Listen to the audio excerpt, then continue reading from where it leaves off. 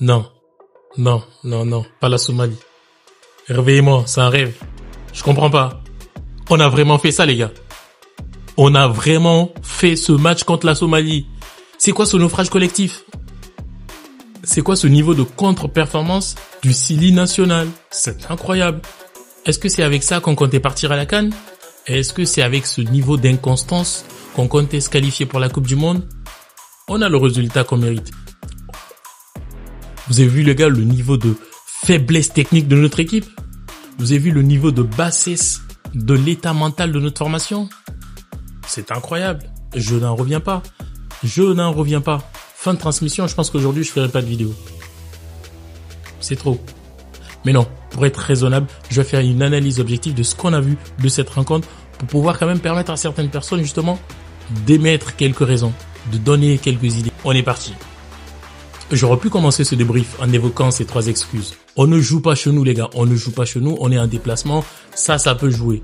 J'aurais pu aussi dire, les gars, le terrain, franchement, n'était pas vraiment qualitatif. Le terrain, il était impraticable. Il y avait vraiment le ballon qui rebondissait un peu partout. Les joueurs avaient du mal un peu à contrôler. Ils avaient un effort supplémentaire à faire pour mieux contrôler le ballon. Mais le terrain, il était pour tout le monde. J'aurais pu également dire qu'on n'a pas bénéficié de la présence de notre 12e homme.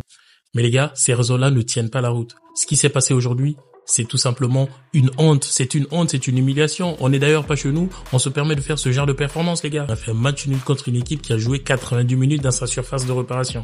90 minutes dans son camp. On l'a pris en demi-camp. On a été incapable de marquer. C'est tout simplement incroyable ce qui s'est passé. On va analyser ce match, les gars.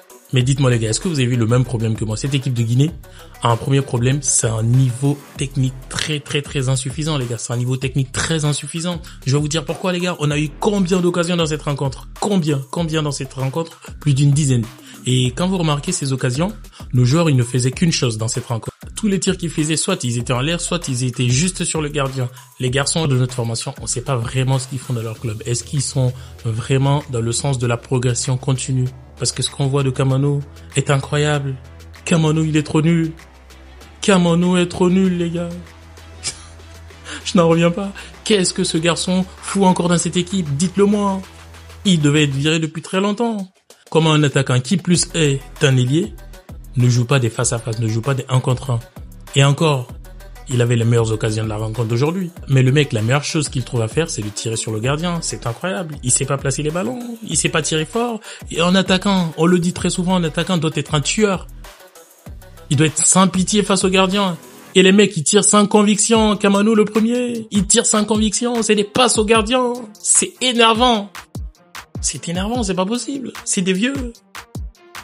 S'ils en ont marre du football, les gars, qu'ils fassent autre chose. Mais qu'ils soient un peu plus mordants devant. Ils sont trop gentils, nos attaquants. Ils sont trop gentils. Ils sont trop nuls. Ils sont trop tocards. Et on a de l'autre côté un Baldé qui commence bien son match, qui a fait les meilleures actions quasiment offensives de cette équipe, qui a fatigué les défenseurs somaliens. Il était à la baguette sur les actions offensives les plus dangereuses de la Guinée. Mais son problème, c'est la fin des actions. Il n'est pas décisif dans la fin des actions, dans les dernières passes. Et je pense que ce genre de joueur, soit il commence sur le banc, soit on trouve un joueur meilleur que lui. Mais Baldé, il a encore ces problèmes-là.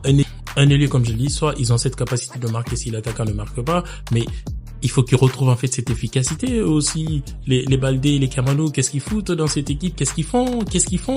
Ils font rien. S'il n'y a pas Guirassy, il n'y a rien qui est fait. C'est ça en fait le problème. C'est ça le problème de notre formation. Au milieu d'ailleurs, il y a un Abdoulaye Touré qui est en conteneur à glace. Ce mec, il est difficile à déplacer depuis très longtemps. Je pense que et lui, et Kamano, et Issa Gassila, ils doivent partir de cette équipe nationale. Ils doivent partir maintenant. Ils ont fait leur moment. Ils ont fait leur moment. Même 3 ans d'Abdoulaye Touré en équipe, ça nous suffit largement. Appelez-nous Amori Konaté, prenez d'autres joueurs. Mais libérez de la place, les gars. Libérez de la place. Vous retardez le jeu du Sili national. Il y a trop de lenteur dans ce milieu. Vous avez les ballons qui montent sur Abdoulaye Touré. Je comprends pas. Cette équipe, franchement, il va falloir la refaire. De partout. Il va falloir la refaire parce que 0-0 contre la Somalie, c'est inexplicable. Une équipe insuffisante techniquement. Et les plus expérimentés de l'équipe, comme Madi Camara, ils jouent sans conviction. Ils sont pas capables, justement, d'haranguer, de donner de la détermination, de donner un sens à suivre aux autres joueurs de l'équipe. C'est ça le problème. Madi joue sans conviction. C'est la Guinée. Ils ont l'habitude de jouer de la même façon. Même si on perd, c'est pas grave. Le public, ils vont s'énerver le jour J. Après, ils vont se calmer. Mais les gars, ayez des ambitions un peu pour cette équipe. Je sais pas. Et dans un deuxième temps, je trouve un autre problème de cette équipe. Si on a été éliminé pour la CAN au Maroc, c'est parce que cette équipe a qu'un seul plan. Cette équipe ne procède que par un seul mode opératoire, c'est-à-dire le plan Guirassy. Si un jour Guirassy n'est pas vraiment à l'aise dans un match, si un jour il y a un plan anti-Guirassy dans un match, notre équipe, elle s'éteint, elle s'étiole et n'arrive pas à briller. Et aujourd'hui, c'est ce qu'il s'est passé. C'est ce qui s'est passé parce que la Somalie a mis un mur, a mis un bus et a empêché Guirassy de jouer. Sauf que dans notre équipe, les ailiers qui sont là, ils sont là que pour la forme. C'est des figurants, c'est des spectateurs, c'est des joueurs qui ne terminent pas les actions. Et ça, c'est décevant. Ça, c'est décevant. On n'est pas sérieux. On n'est pas sérieux. Les gars, c'est pas possible. On ne peut pas continuer comme ça. On ne peut pas continuer comme ça. Guirassy n'est pas le seul buteur de cette équipe. Et d'ailleurs, lui aussi, dans un soir très calme, un peu timide, un peu trop timide aujourd'hui. Et lui, et Seydou Cissé, ils étaient trop timides. Ils étaient trop timides, les gars. Soyez des tueurs, soyez des méchants face au but. Je sais pas ce qu'ils comprennent pas. Nos joueurs, ils ont cette tendance à être inconstants. Aujourd'hui, ils sont bons, demain, ils sont pas bons. C'est pour ça, les Seydou Cissé, ils jouent pas au haut niveau. Les Morlaï Sylla, les Djibou, ils ont fait de très très bonnes entrées en deuxième mi-temps. Mais ils jouent pas au haut niveau parce qu'ils sont pas constants, les gars. Ils sont pas constants. Ils vont pas aller chercher le très haut niveau tout le temps. Ils vont pas aller chercher le Graal. Le Graal, c'est ce qui nous manque.